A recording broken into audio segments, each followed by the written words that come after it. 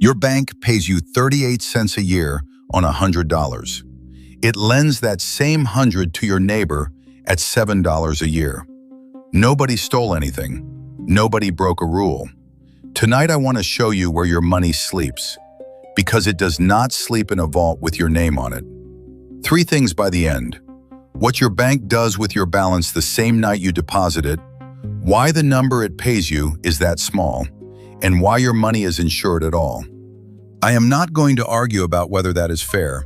I am going to show you the parts in the order they touch your money: the night shift, the 2 rates, the weekend in a file, the keystroke, and you can decide what you think when we put it back together.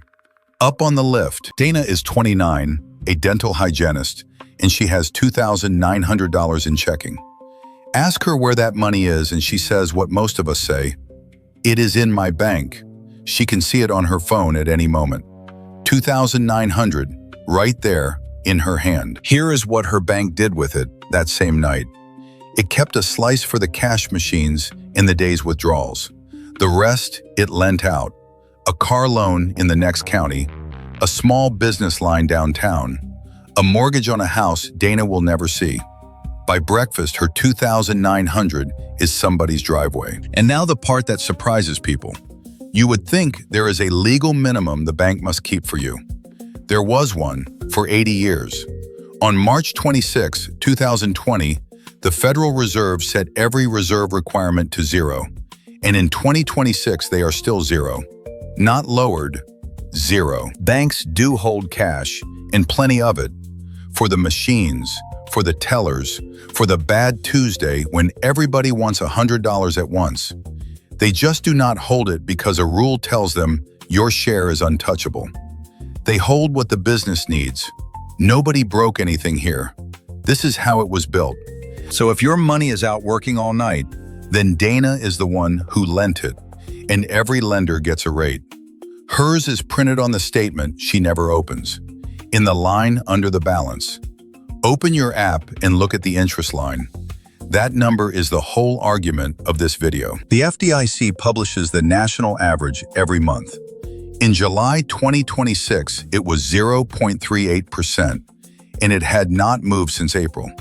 On Dana's $2,900, that is $11 a year. $11. A pizza once in December. Now the other side of the same money. In the first week of August 2026, a 5-year loan on a new car averaged 6.98%. Used car, 11.43. Think of a tool rental. You handed in your drill for $1 a day, and they rent it out for $20. Same drill, same day. Somebody at the counter always says it out loud: my checking is free, there is no monthly fee, so the bank is doing me a favor. Watch the gauge instead of the sign. Dana pays no fee, and her bank still cleared about $200 on her balance this year because it lends her money at 7 while it pays her at nothing. The favor was priced. Nobody itemized it, and the market knows the number is small. The best online savings accounts were paying about 4% that same August, 10 times the average. Same country, same week, same dollars. So why does anybody keep money at 0.38? Because moving it takes an afternoon, and afternoons are exactly what banks are counting on. Miguel is 41, a line cook, and he sent $400 to his sister on a Friday night after service because her rent was due Monday. His app said sent. Her app said nothing. It left my account, he told her on Sunday. I am looking at it. Tuesday morning it landed. Neither bank lost a cent of it. Most ordinary transfers do not fly. They ride. They move in batches, once or twice a day, and they settle in 1 to 2 business days. It is the old mailbox, really. You drop the letter Friday night, and the truck comes Monday. Friday night is not a business day. Neither is Saturday. Neither is Sunday. Instant rails do exist. The Fed's own instant service moves money in seconds, any hour, any weekend, and by the end of 2025, about 1,500 institutions had joined it. But in the third quarter of that year, it carried around 27,000 payments a day, while the old batch system carries hundreds of millions. The fast lane is open. Most traffic is not in it, and while the money waits between two apps, somebody holds it. Not Miguel, who cannot spend it. Not his sister, who cannot see it. For those 3 days, it sits with a bank, and money sitting with a bank earns for the bank. 3 days on $400 is pennies. 3 days on every transfer in America is a business. So your money gets lent out, and your transfer gets slowed down. The last part is the strangest, and it is where most of the dollars in your country actually come from. Priya and Sam are about to borrow $22,000. Watch what the bank hands over when it says yes. Yusuf and Tara signed for $22,000 on a used van, and the money that paid the dealer came from an account like yours. And no, nobody walked to a vault, counted $22,000 and carried it over. A person at a keyboard typed $22,000 into their account and the same $22,000 into the loan column.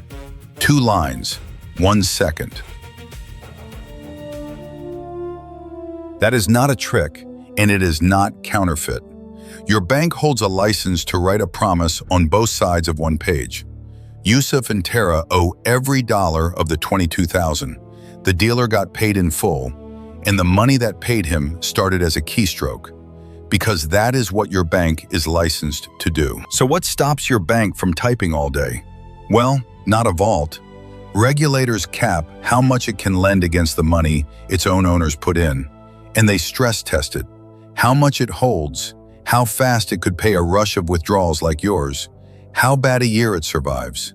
Like a weight limit on a lift, the brake is in the paperwork, which leaves one loose thread, and it is the one worth pulling for your own account. If Dana's $2,900 is out in the world as somebody's driveway, in somebody's van, then what exactly is she looking at when she opens her phone and sees $2,900 sitting there? Your bank owes you that number. It is a promise, written in the bank's own books, and that is exactly why deposit insurance exists. The government insures each depositor up to $250,000 per bank, per ownership category. You insure a promise. Nobody insures a stack of bills in a drawer. Read that backwards and the machine snaps into focus. Nobody insures a coat check. You insure a promise because a promise can fail, and it has, which is why the insurance was invented in the 1930s after thousands of banks went down. Your money is not stored, it is owed. Now walk one day with Dana. She buys coffee at 7, and her bank keeps its promise on demand. At noon, her money earns her 3 cents, while it earns her bank 55. At 6, she sends her brother $40, and it sleeps in a file. It says 2,900, she tells me, so it is there. That number is working harder than she is. So the 38 cents from the top of this video was never payment for storage. It was rent. The smallest rent the market lets a bank pay for money it can lend at 7. Your money is not in the bank. It is out there, in somebody's driveway, and your bank is holding your place in the line. Do one measurement this week. Open your app, find the interest line for last month, and put the number in the comments. I read them. If this is the kind of teardown you want on your side, subscribe. Nothing here is advice for your situation.